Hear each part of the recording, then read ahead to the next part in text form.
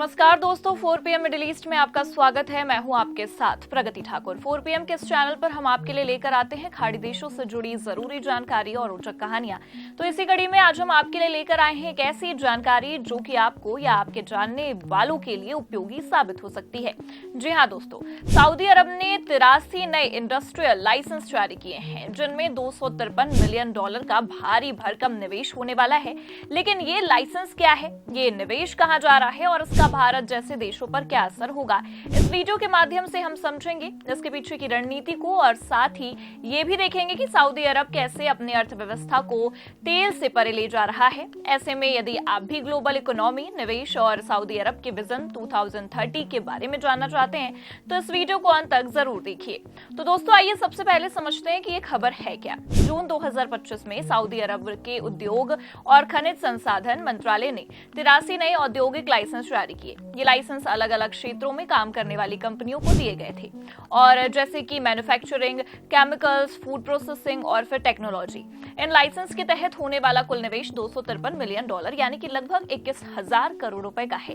ये लाइसेंस इसलिए महत्वपूर्ण है क्योंकि ये सऊदी अरब की अर्थव्यवस्था को डाइवर्सिफाई करने की दिशा में एक बड़ा कदम है। सऊदी अरब, जैसा कि हम सभी जानते हैं, लंबे समय से तेल पर ही निर्भर रहा है, लेकिन अब क्राउन प्रिंस मोहम्मद बिन सलमान के नेतृत्व में देश विजन 2030 के तहत अपनी अर्थव्यवस्था को तेल से परे ले जाना चाहता है। ये 83 लाइसेंस उस दिशा में एक और मील का पत्थर है। इन लाइसेंस से न सिर्फ नए कारखाने और उद्योग स्थापित होंगे, बल्कि हजारों नौकरियां भी पैदा होंगी। साथ ही ये निवेश सऊदी अरब को ग्लोबल मैन्युफैक्चरिंग और टेक्नोलॉजी हब के रूप में स्थापित करने में मदद करेगा। लेकिन सवाल ये है कि लाइसेंस किस तरह के उद्योगों को कवर करते हैं और इसका वैश्विक अर्थव्यवस्था पर क्या असर होगा।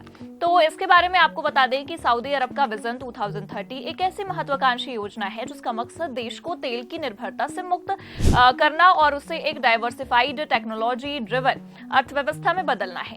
इस विजन के तहत सऊदी अरब कई बड़े कदम भी उठा रहा है, जैसे कि NEOM सिटी का निर्माण, पर्यटन को बढ़ावा देना और अब इंडस्ट्रियल एरिया में निवेश को बढ़ाना। इन 83 लाइसेंस का ऐलान इस बात का सबूत है कि सऊदी अरब अपनी औद्योगिक क्षमता को बढ़ाने के लिए कितना गंभीर है। ये लाइसेंस न सिर्फ स्थानीय कंपनियों को दिए गए हैं, बल्कि विदेशी निवेशकों को भी आकर्षित करने के लिए डिजाइन किए गए हैं। सऊदी सरकार ने हाल के वर्षों में कई सुधार किए, जैसे कि विदेशी निवेशकों के लिए नियमों को आसान करना, टैक्स में छूट देना और बिजनेस शुरू करने की प्रक्रिया को सरल बनाना।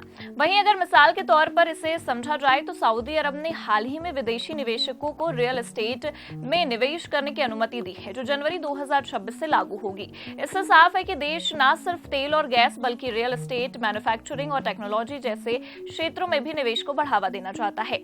इन 83 लाइसेंस में से कई ऐसे उद्योगों को दिए गए हैं जो कि हाईटेक और सस्टेनेबल हैं, और जैसे कि रिन्यूएबल एनर्जी, इलेक्ट्रॉनिक व्हीकल्स के लिए बैटरी प्रोडक्शन और फूड प्रोसेसिंग। ये क्षेत्र न सिर्फ सऊदी अरब की अर्थव्यवस्था को मजबूत करेंगे, बल्कि ग्लोबल सप्लाई चेन में भी सऊदी अरब की हिस्सेदारी बढ़ाएंगे। लेकिन यहाँ पर सवाल यह है कि $253 मिलियन का ये निवेश कितना बड़ा है। अगर हम इसे भारत के संदर्भ में देखें तो ये राशि 21,000 करोड़ रुपए से ज्यादा है। ये राशि भले ही सऊदी अरब के $100 अरब के निवेश प्लान्स की तुलना में छोटी लगे, लेकिन ये एक महीने में जारी किए गए लाइसेंस के लिए बहुत बड़ी रकम है। तो आइए अब बात करते हैं कि इन 83 लाइसेंस के बारे में। ये लाइसेंस अलग अलग सेक्टर्स को कवर करते हैं, जिनमें कि शामिल है केमिकल और पेट्रोकेमिकल इंडस्ट्री। सऊदी अरब पहले से ही दुनिया का सबसे बड़ा तेल उत्पादक देश है, ये आप भी जानते हैं, और अब ये अपनी पेट्रोकेमिकल इंडस्ट्री को और मजबूत करना चाहता है। इन लाइसेंस में से कई केमिकल प्रोडक्ट्स जैसे कि प्लास्टिक, फर्टिलाइजर के प्रोडक्शन से जुड़े हुए मामले हैं। तो दोस्तों आपको ये बता दें कि सऊदी अरब अपनी फूड सिक्योरिटी को भी बढ़ाने के लिए बड़े कदम उठा रहा है। इन लाइसेंस के तहत कई नए फूड प्रोसेसिंग प्लांट्स स्थापित किए जाएंगे, जो स्थानीय और अंतर्राष्ट्रीय मार्केट के लिए प्रोडक्ट्स बनाएंगे। इसके साथ ही टेक्नोलॉजी और रिन्यूएबल एनर्जी की अगर बात की जाए तो सऊदी अरब अब टेक्नोलॉजी और सस्टेनेबल एनर्जी में भी निवेश कर रहा है। इनमें सोलर पैनल्स, विंड टर्बाइंस और इलेक्ट्रिकल व्हीकल्स के लिए भी बैटरी प्रोडक्शन शामिल है। साथ ही मशीनरी, ऑटोमोटिव पार्ट्स और कंस्ट्रक्शन मटेरियल्स जैसे कि क्षेत्रों में भी निवेश हो रहे हैं। और इन लाइसेंस का सबसे बड़ा प्रभाव ये होगा कि सऊदी अरब में हजारों नौकरियां पैदा करेंगे। सऊदी अरब में बेरोजगारी दर 2017 में 12% थी और जो अब 9% पर आ गई है। इन नए उद्योगों से न सिर्फ सऊदी नागरिकों को रोजगार मिलेगा बल्कि विदेशी कामगारों, खासकर भारत जैसे देशों से जो अवसर वहां पर मिल रहे हैं वो भी काफी ज्यादा बढ़ेंगे। जानकारी के लिए आपको बता दें कि भारत से हर साल लाखों लोग सऊदी अरब में काम करने जाते हैं। 2020-21 के बीच 1,18,064 भारतीय सऊदी अरब से लौटे थे, लेकिन उसी दौरान 1,41,172 भारतीय वहां काम करने भी गए। इन नए उद्योगों के खुलने से भारतीय कामगारों के लिए और अवसर पैदा होंगे, खासकर टेक्नोलॉजी, कंस्ट्रक्शन और मैन्युफैक्चरिंग जैसे क्षेत्रों में। वहीं अगर बात की जाए इस निवेश और औद्योगिक लाइसेंस का भारत पर क्या असर होगा, तो भारत और सऊदी अरब के बीच व्यापारिक रिश्ते बहुत मजबूत हैं। 2023-24 में दोनों देशों के बीच द्विपक्षीय व्यापार $42.98 बिलियन का था, जिनमें भारत का निर्यात $11.56 बिलियन और आयात $31.42 बिलियन था। अब आपको बता दें कि सऊदी अरब भारत का 5वां सबसे बड़ा व्यापारिक साझेदार है, और भारत सऊदी अरब का दूसरा सबसे बड़ा व्यापारिक साझेदार है। इस नए औद्योगिक लाइसेंस से भारत को कई तरह से फायदा भी हो सकता है। सऊदी अरब की सरकारी तेल कंपनी अरामको भारत में BPCL की नई रिफाइनरी में निवेश करने की योजना बना रही है। ये निवेश भारत की ऊर्जा जरूरतों को पूरा करने में मदद करेगा। इससे रोजगार के अवसर भी बढ़ेंगे, जैसे कि हमने पहले भी आपको बताया है कि इन नए उद्योगों से भारतीय कामगारों के लिए नौकरियां काफी ज्यादा बढ़ेंगी, खासकर स्किल्ड वर्कर्स जैसे कि इंजीनियर्स और टेक्नीशियंस के लिए भी सऊदी अरब में डिमांड बढ़ सकती है। साथ ही सऊदी अरब की टेक्नोलॉजी और रिन्यूएबल एनर्जी में निवेश की रणनीति भारत के लिए भी फायदेमंद हो सकती है।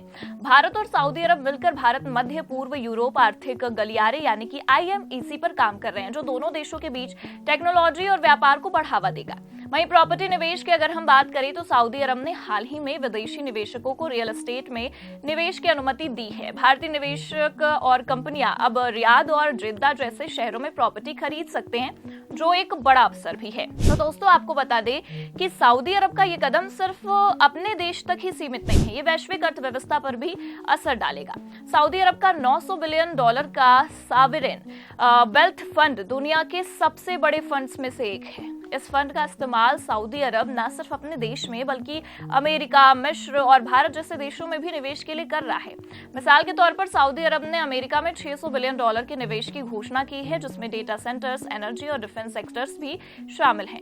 मिस्र में भी सऊदी अरब ने $15 बिलियन के निवेश का समझौता किया है। इन सब के बीच सऊदी अरब की रणनीति साफ है कि ग्लोबल इकोनॉमी में एक पावर हाउस बनना चाहता है और इसके लिए वो टेक्नोलॉजी, रिन्यूएबल एनर्जी और फिर मैन्युफैक्चरिंग जैसे क्षेत्रों में तेजी से कदम भी उठा रहा है। जून 2025 के ये 83 लाइसेंस और $253 मिलियन का निवेश उस दिशा में एक बड़ा कदम है। तो दोस्तों सऊदी अरब का ये कदम ना सिर्फ उसके लिए बल्कि भारत और पूरी दुनिया के लिए एक बड़ा अवसर भी है। ये 83 नए इंडस्ट्रियल लाइसेंस और $253 मिलियन का निवेश सऊदी अरब को एक नया औद्योगिक और टेक्नोलॉजिकल हब बनाने की दिशा में एक महत्वपूर्ण कदम है। साथ ही ये भारत जैसे देशों के लिए निवेश, रोजगार और टेक्नोलॉजी ट्रांसफर के नए दरवाजे भी खोल रहा है। ऐसे में इसे लेकर आपको क्या लगता है कि क्या सऊदी अरब का विजन 2030 इसे ग्लोबल इकोनॉमी का सुपर पावर बना देगा और भारत को इससे कितना फायदा होगा? अब इसे लेकर आपको क्या लगता है हमें कमेंट सेक्शन में जरूर बताएं। ये वीडियो अगर आपको पसंद आई हो तो खबर को लाइक करें, कमेंट करें और शेयर करें और चैनल को सब्सक्राइब करना ना भूलें। मिलते हैं अगले वीडियो में, तब तक के लिए आप देखते रहिए 4 PM मिडिल ईस्ट।